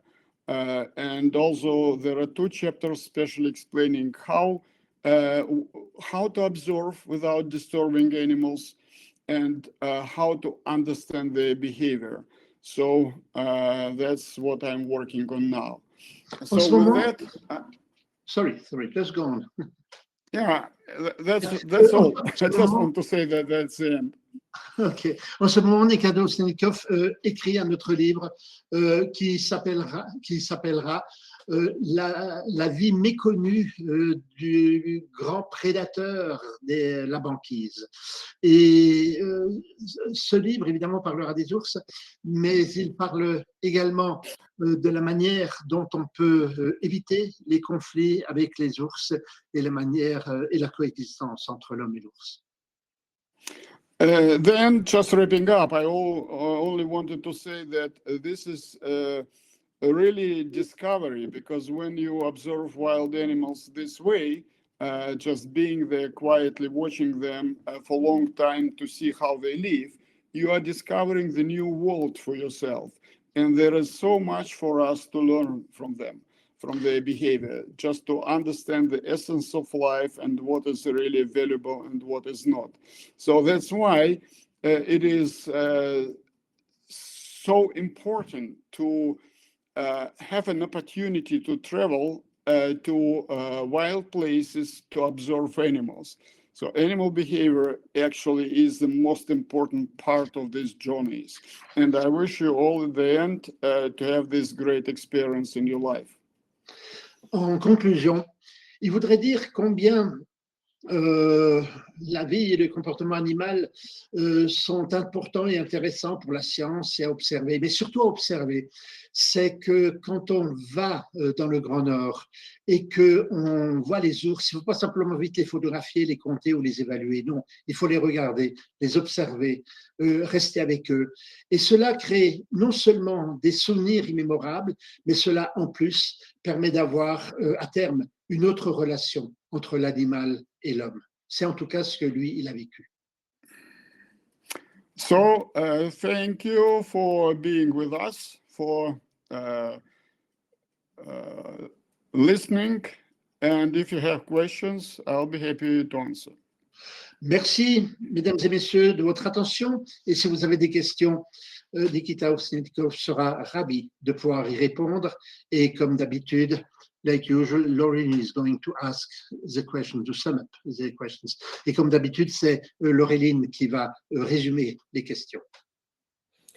Yes, thank you very much, Nikita, for this great presentation. It was really interesting. Thank you very much. And lots of questions about the presentation. I will start now. Maybe Nikita or Christian can answer. Je vais donc... j'ai fait un petit peu voilà, le tri dans les questions. Je vais essayer d'en poser le plus possible et de relayer celles auxquelles on n'aurait pas répondu pendant la présentation. Nikita, does the global warming affect polar bear food resources also? That's a good point. Yes, it does. Yes, it does. And we observe that because seals, pagophilic seals, also losing their habitats.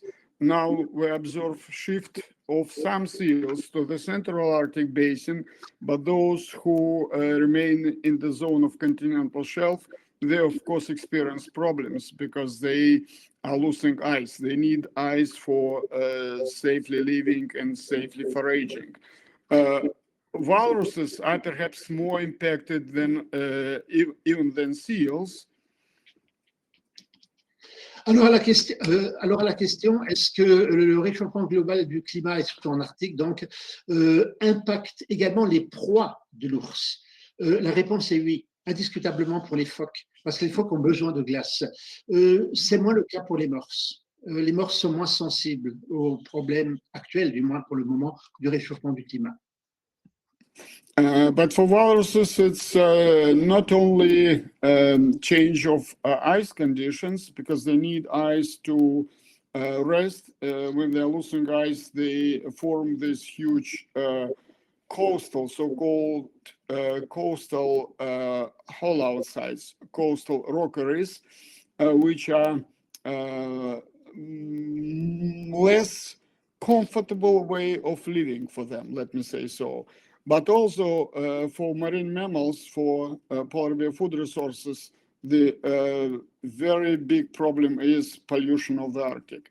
And we already witnessed some cases when most likely pollution was causing mass mortality of marine mammals.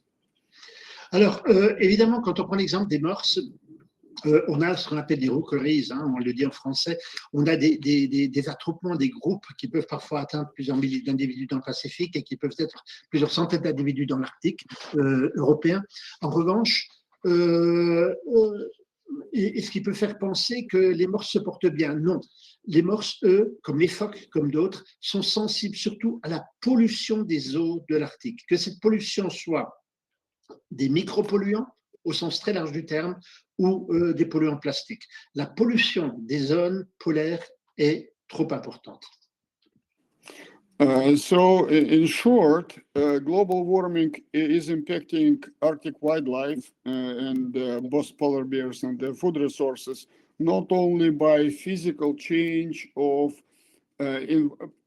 environmental parameters like condition of ice, but also causing multiple impacts like increased pollution and increased or changed dynamic of life regime in the Arctic. Donc, oui, la réponse est clairement oui.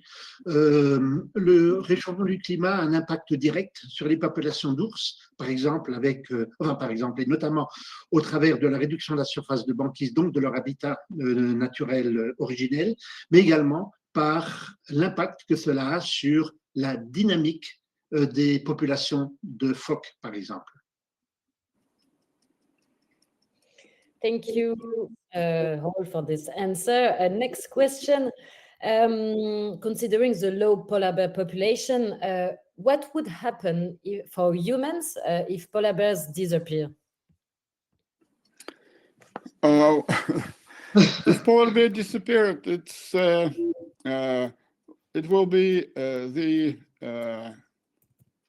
very big change of the entire dynamic of the Arctic ecosystem, not necessarily to humans. So for humans, there will be no polar bears. So we'll lose the Arctic as we know that. That will be cultural impact, philosophical impact, but not directly to human life.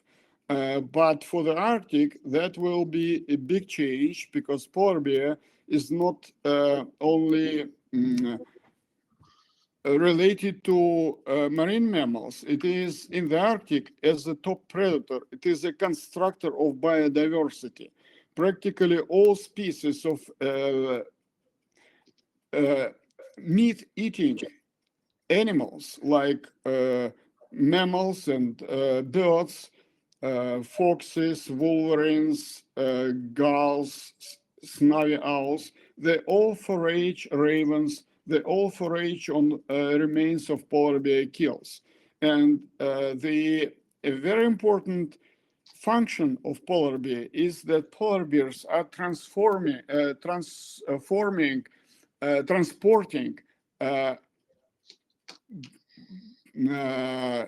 biological material, food from marine ecosystems on the surface of the ice, making them available for many other species. And with the polar bear disappearance, this chain will be broken. So we may only speculate because we don't know, we did not watch the processes and we did not watch the impacts before they happen. But from our current knowledge, we can expect and we can predict that the change will be dramatic. Il y a deux impacts. L'impact pour l'homme en tant que tel, pas énorme, mais grande, parce que culturel et social. Le symbole de l'Arctique qui disparaît est quelque chose, ou serait quelque chose de très mauvais, un signal terrible.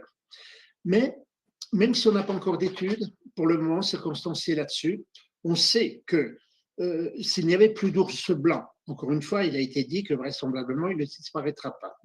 Mais s'il n'y avait plus d'ours blancs dans l'Arctique, cela amènerait des soucis à une certaine cohorte ou un certain cortège d'animaux.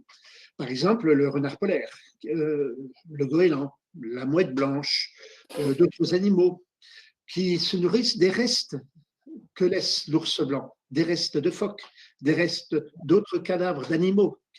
Et donc, la dynamique de la population de ces animaux pourrait changer. Là, encore une fois, on n'a pas assez de recul sur... il n'y a pas encore d'études qui sont faites, ce sont des phénomènes récents.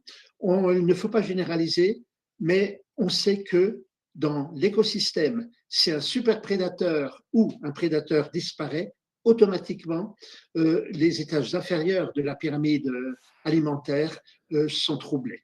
A fortiori, si ce prédateur amène une nourriture marine en bord de mer. Ce sont deux écosystèmes qui peuvent être troublés sur le plan pur de la biologie. Thank you very much.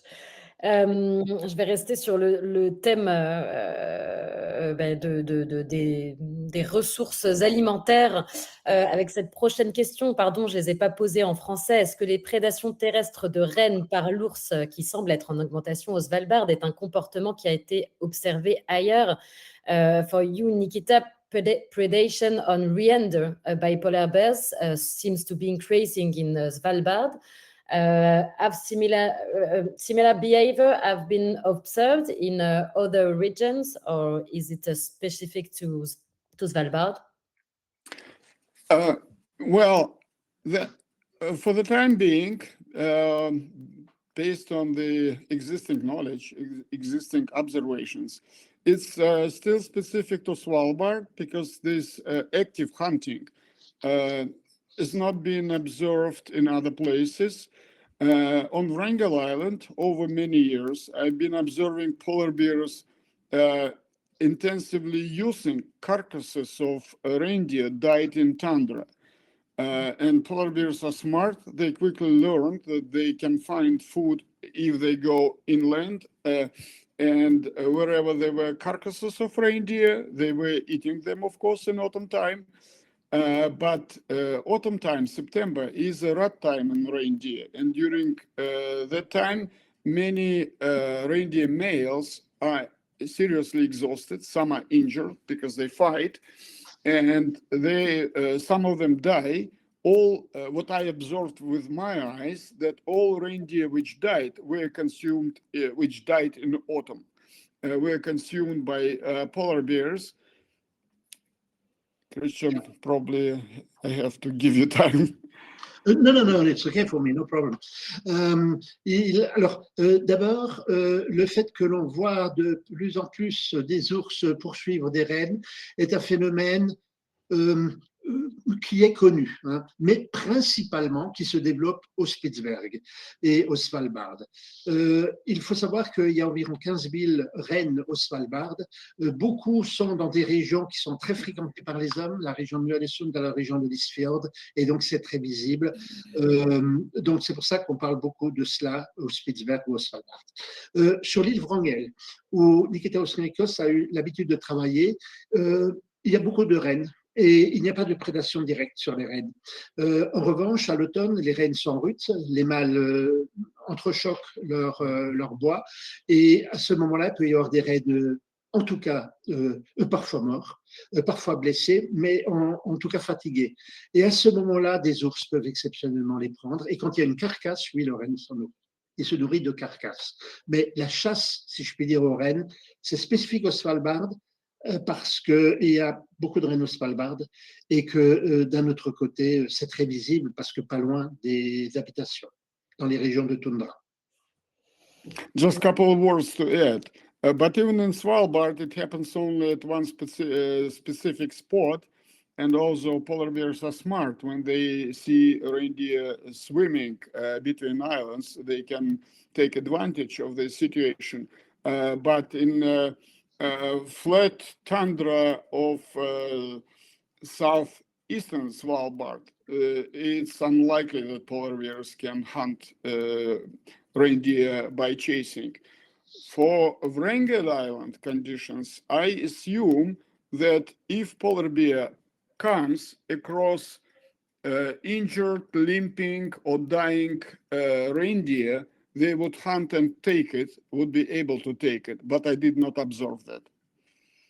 Il pense que les ours peuvent prendre au Spitzberg et ailleurs des rennes blessées ou oui des rennes blessées.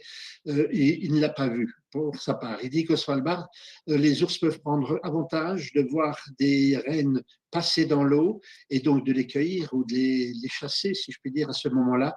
Et d'un autre côté, c'est effectivement, comme j'ai eu l'occasion de le dire, dans des régions de toundra où ces cas spécifiques sont visibles, c'est au bout de l'isfjord. Merci, thank you for this answer.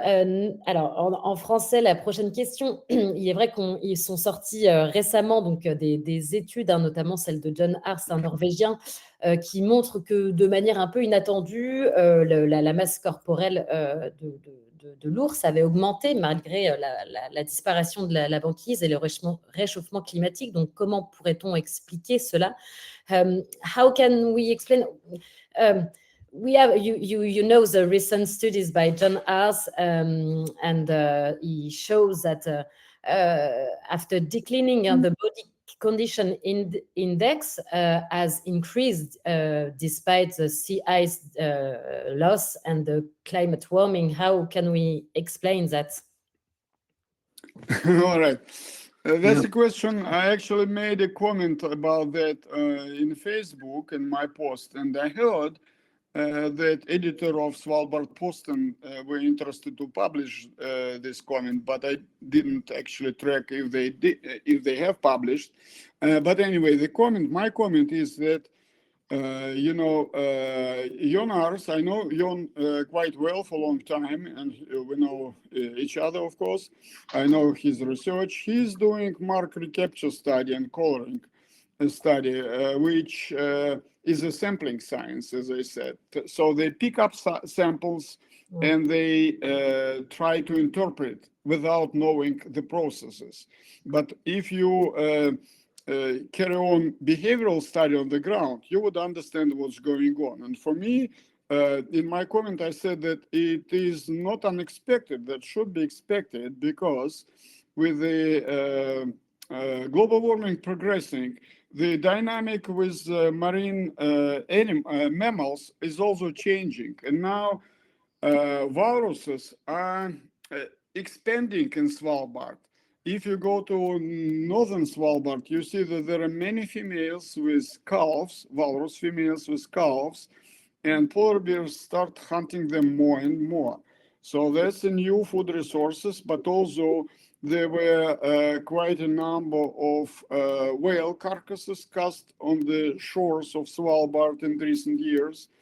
And polar bears are using these resources. That's why local polar bears are going fat. It does not, it is not an indication that the global warming is not impacting polar bears. It is only an indication that polar bears in the coastal ecosystems can find enough food to maintain their physical condition.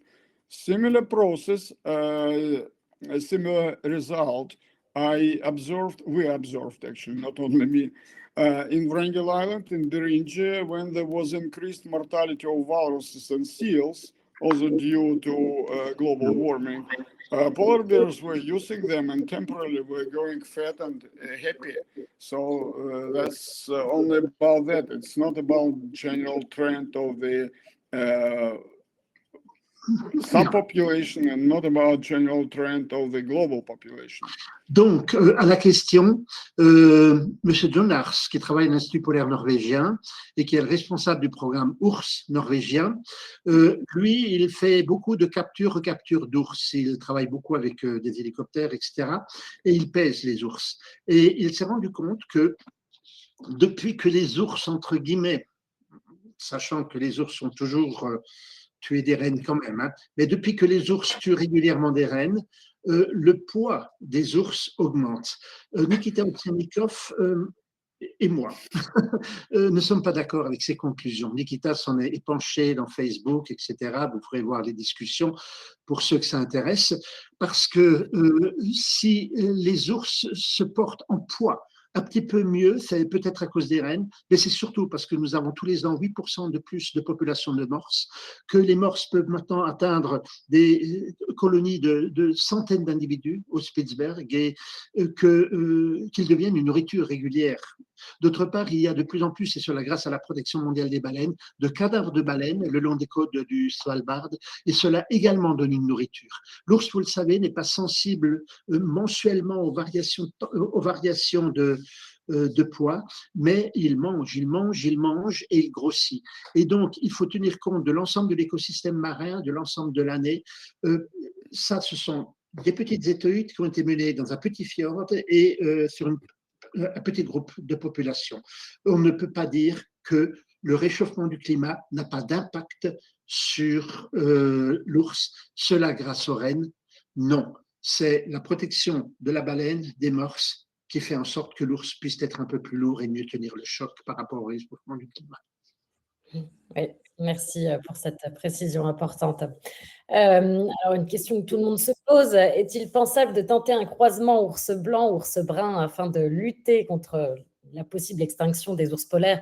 Could crossbreeding polar bears with brown bears be considered as a strategy to prevent possible extinction? Sorry, say it again. I didn't hear the question well. Well, the question is about Grolar or Paisley. I mean, Yes. people, but sorry for that. The question wasn't really accurate. But I asked the question. The question is, do you think that the breeding between white and brown bear can give a species which might be more able to survive? Well, actually, that's historically, I would say, evolutionary. That's an interesting point. I mean, crossbreeding between brown bear and polar bear. And in my retrospective reconstruction of how bears were colonizing Arctic sea ice, I assume that there were periods in Pleistocene epoch when interbreeding between polar bears already became polar bears and brown ancestor bears, ancestor forms were occurring, most likely not on a very large scale, but to a certain extent. That's why genetically polar bears and brown bears remain very close. But I don't think that it may be the critical factor in polar bear survival or dissolving as a species, because as I mentioned at the beginning, polar bears are very ecologically flexible even without genes of brown bears. And that is the most amazing feature, biological feature of polar bears, that they manage to combine two not compatible evolutionary trails, specialization and flexibility. Alors, autrefois, il y a 600 000 ans peut-être, l'ours blanc vient d'un ancêtre commun avec l'ours brun, ce qui fait qu'il y a un capital génétique très proche au niveau des deux espèces. Et qui fait qu'effectivement, il peut y avoir des croisements, et des croisements qui, le cas échéant, peuvent être fertiles potentiellement. Donc oui, on peut penser que cela a été le cas également lors de périodes chaudes précédentes, et pourtant l'ours blanc est resté. Ce qu'il faut savoir, c'est que l'ours blanc, encore une fois, il répète sa phrase et ses affirmations de début de conférence, c'est que l'ours blanc a cette particularité d'être à la fois un spécialiste et d'autre part d'être extrêmement flexible. Et donc, il peut y avoir certes des croisements qui peuvent survivre peut-être plus facilement, etc., mais c'est surtout à cause de cette flexibilité entre d'un côté une hyperspécialisation, les phoques, et puis d'un autre côté une grande flexibilité que l'ours arrivera à survivre. Merci pour ces réponses. Allez, peut-être une petite dernière que je m'étais notée, pardon. Oui, qu'en est-il du manque de brassage génétique lié au partitionnement des populations? How does population fragmentation affect genetic diversity? There are two processes, in fact, going on in the world population of polar bears. Fragmentation on one hand, but also more exchange between populations on the other hand. Generally speaking, from what we are observing, for some geographical population, like Chukchi-Alaskan population, the fragmentation goes on seasonally, but because polar bears, some polar bears, few polar bears are moving into the central Arctic basin, where productivity of ocean is low, they can move there from different populations. So from both Eurasian Arctic and North American Arctic. So we do not know exactly to what extent the processes are prevailing, but when I'm talking about fragmentation, means that parts of polar bear populations are seasonally separated from each other, and it's not quite clear how they will join and mix afterwards. Il y a des points d'interrogation indiscutablement parce qu'il y a une double réalité totalement opposée. Il y a une fragmentation, oui. Cette fragmentation est liée au fait que la glace arctique soit de plus en plus, la couverture de glace arctique soit de plus en plus faible, amenant de ce fait-là des populations à être plus divisées, je dirais. Mais d'un autre côté, l'ours est un grand nomade, il nage bien, il se promène bien, mais étant dans l'Arctique, certes la population n'est pas la plus importante autour du pôle Nord, mais cette population peut ensuite aller à droite et à gauche. Et donc, il peut y avoir des échanges de population. La conclusion, c'est qu'à cette question, il n'y a pour le moment pas véritablement de réponse. Je voudrais pour ma part quand même ajouter quelque chose de technique, c'est qu'en termes de capital génétique, ça c'est au niveau mondial en écologie, je dirais, on s'accorde à dire qu'il faut, pardon pour la généralité, environ 3000 individus herbivores, je dirais, pour garder un capital génétique et environ 300 pour garder le capital génétique de carnivores et de prédateurs. Donc, à ce jour, ce n'est pas un problème direct, immédiat. Just a couple of words to add that the expectation that fragmentation may take a stronger effect in the future with the global warming progressing is based on the understanding that the main bridge which allows genetical connection between geographical populations of polar bears is the sea ice in the zone of continental shelf. And at least in Eurasian sector of the Arctic, is this sea ice in the zone of continental shelf is degrading rapidly and more. So we should expect that this effect will be strong in the future. On peut penser que cet effet sera plus important dans le futur parce que le jour où il n'y aura par exemple plus du tout, malheureusement ça risque d'arriver, en été de banquise arctique, à ce moment-là, les populations seront un petit peu plus livrées à elles-mêmes. Je vous l'ai dit, il y a 19 à 20 populations différentes d'ours qui ont des échanges, mais ces échanges se font par la banquise. À partir du moment où cette banquise n'existera plus, il peut à l'avenir y avoir un problème lié à cette fragmentation. Merci à tous les deux. Alors, je voulais m'arrêter là, mais il y a une question qui demande d'être posée. A last question, Nikita, because some people want this answer. Could you share maybe an example of diffuse, of manage a potentially dangerous encounter with a polar bear? An example of dangerous encounter. Well, first how of all, I manage have to how to how to manage. manage. Yeah. That is how to manage is just explained in the non-lethal safety technology and in the training course. I prefer not to give just one example because there is no recipe how you should manage in all cases. What is important to understand that this is technology because it is a system and it should be used as a system. Christian, I give you time to, or you want me to continue? But I fully understand, and I'm be able to translate, don't worry, because I fully understand your technology. All right. Then just a couple of comments. First, in my practice, just consider this seriously. Over quarter of the century, over 25 years, every season spending many weeks living just among polar bears, being on the ground literally in the crowd of polar bears.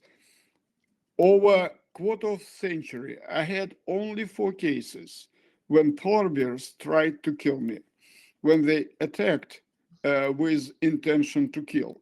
And all these 4 cases, I could stop the aggression by using methods of this non-lethal safety technology.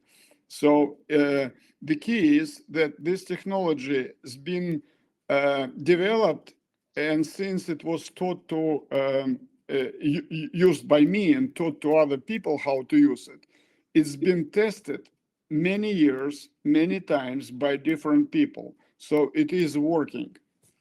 Alors, il est difficile de répondre à cette question parce que on ne peut pas isoler une minute, une heure, un cas d'une région donnée, d'un ensemble. Et c'est pour ça qu'il a mis au point un manuel, un livre, et qui montre globalement le cas. Je prendrais facilement l'exemple d'un chien qui vous mord ou qui veut vous mordre. Non, ça c'est le cas ultime. Mais il y a tout un ensemble qu'il faut comprendre avant, et c'est pour ça qu'il donne ses cours. En 25 ans de pratique dans l'Arctique russe à Wrangel, au milieu des ours, littéralement, il les étudiait. Nikita Ovsianikov, c'est un grand spécialiste des relations morse et ours, et il était avec les ours, quoi. Voilà, tout simplement. En 25 ans, il n'a eu que 4 cas d'ours qui voulaient vraiment venir et l'attaquer. Et dans les 4 cas, il a utilisé ces techniques qu'il est difficile que je connais, mais qu'il nous a montré, mais qu'il est difficile de montrer ici, mais qui consiste à se montrer plus fort que l'ours. Mais bon, il faut le voir sur le terrain, ça. Christian, may I add just a short comment? Please. That in analogy, it's easy to understand what the system is about in analogy with car driving. When you're driving your car, you are following not recommendations and not advices. You are strictly following system of rules. And if you use only a couple of rules, you would quickly get into the road accident. For example, if you stop on red light and then ignore and violate other rules. The same here. To effectively use this safety, non-lethal safety technology, you have to use it as a system. And the technology the book is just describing how to use it step by step from the first rule and on, depending on how situation is developing. So there is no just one advice.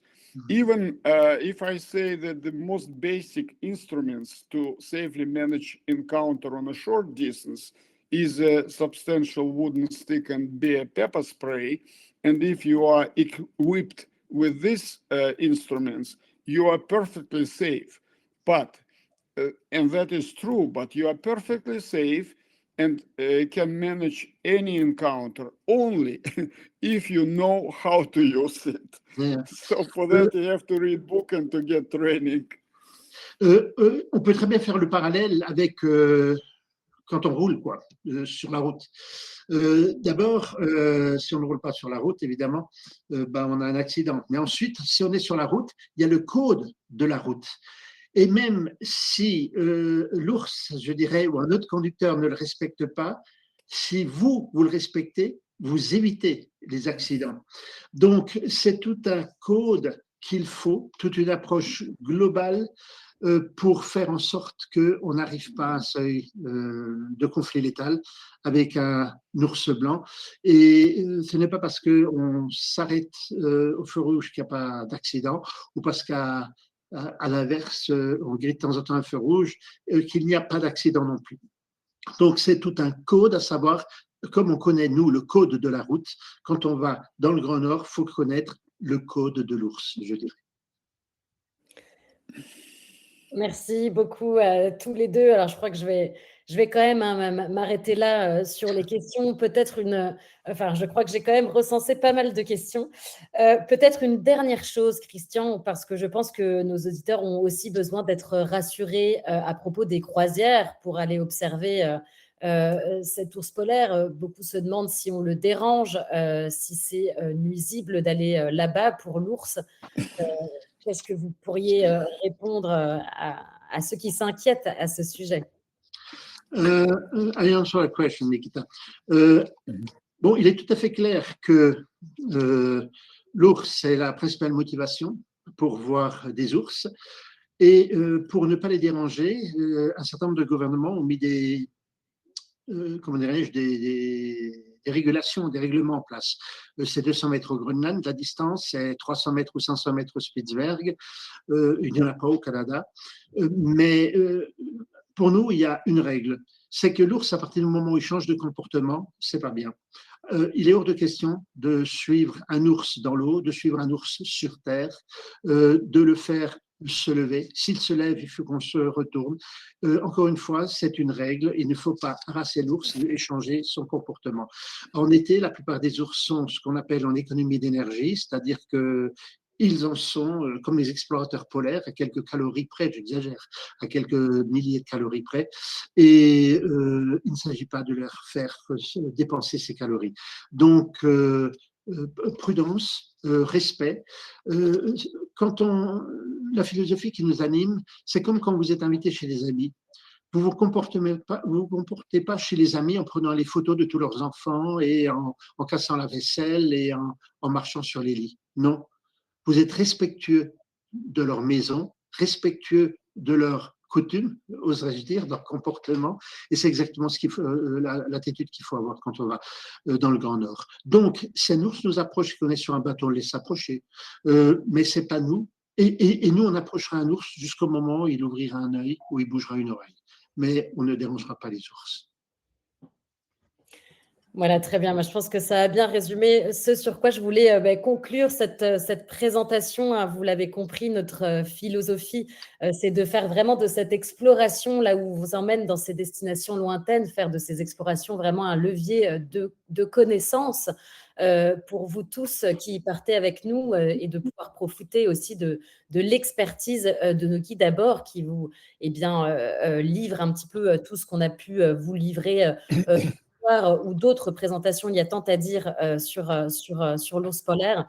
Et donc, l'objectif, c'est vraiment, comme vient de le dire Christian, d'observer sans déranger. C'est vraiment une étude du comportement de l'animal par nos équipes d'experts sur place, par notre équipe d'expédition qui fera que nos observations seront respectueuses du grand souverain de l'Arctique. Alors, vraiment très rapidement, vous dire que, avec Grands Espaces, on va observer ces ours au Svalbard.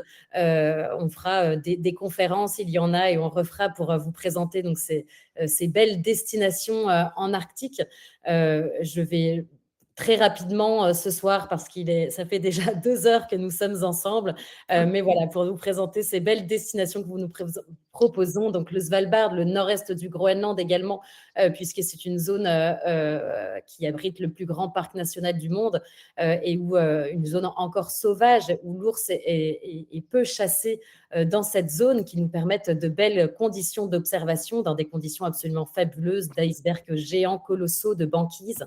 Et puis Churchill également, où nous pouvons observer donc le rassemblement des ours sur la baie d'Hudson qui attendent en automne la formation de la banquise, donc des observations dans d'autres conditions hors croisière. Là, on est sur des buggies qui nous permettent d'observer donc ces ours dans leur environnement, qui est plutôt un environnement de taïga, puisque bien c'est la zone la plus une zone de forêt nord-boréale, donc un autre contexte d'observation. Je vais m'arrêter là pour ce soir. Nous reprendrons donc de belles présentations aussi sur nos destinations très rapidement. Merci à vous tous d'avoir été encore si nombreux ce soir pour cette conférence donc dédiée à l'ours polaire. Demain, nous dédierons cette journée donc à ce fabuleux être souverain de l'Arctique. Merci à nos intervenants. Thank you very much, Nikita, for being there tonight with us. It was a real pleasure to hear you. Merci Christian également d'avoir été parmi nous ce soir. Et comme, juste, pardon, Laureline, une chose à dire qui pour moi est importante, c'est que Nikita sera avec nous sur l'un des voyages que nous organisons, le voyage qui va dans la banquise pour observer des ours blancs. Et ce sera un énorme bonheur de le côtoyer à ce moment-là. Nikita just told everybody that you are going to be with us for a while, and then we'll see what we are going to see with polar bears. Exactement, donc à la recherche des ours dans la banquise à bord du Terra Nova, hein, si je ne m'abuse. Oui. Je vous mets le lien de ce voyage sur lequel eh bien, Nikita sera notre invité et pourra donc répondre à toutes vos questions, toutes les questions auxquelles je n'ai pas pu répondre ce soir, beaucoup de questions. À bientôt. Donc, je vous avais mis aussi des références de livres que je vous avais mis plusieurs fois dans le chat. Notre librairie, n'oubliez pas nos bouquins en vente sur la librairie Grands Espaces. Et puis, donc, les ouvrages aussi recommandés par Nikita. Et suivez, donc, n'hésitez pas à nous demander la sortie de son prochain bouquin dont il nous en parlait. Merci beaucoup à tous pour avoir été là. Merci à nos intervenants et je vous souhaite une très belle soirée à tous. Au revoir. Thank you, Nikita. Bye bye. Bye bye. Thank you. Thank you, Nikita. See you Bye. later.